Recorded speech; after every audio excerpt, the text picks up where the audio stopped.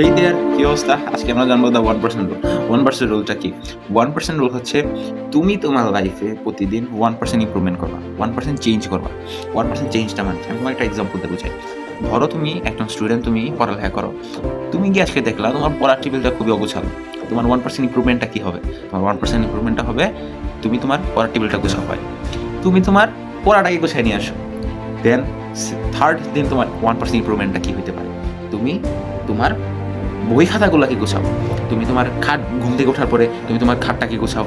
এভাবে তুমি প্রতিদিন, বেশি না, 1% ইমপ্রুভমেন্ট করো। এই 1% ইমপ্রুভমেন্ট প্রথমে কিচ্ছু মনে হবে না, যে এটা আমার লাইফে কোনো চেঞ্জ আনতেছে না, কোনো পরিবর্তন আনতেছে না।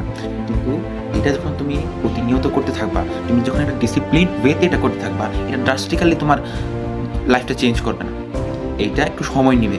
যখন এটা সময় নিবে, তুমি ১ বছর করে দেখো।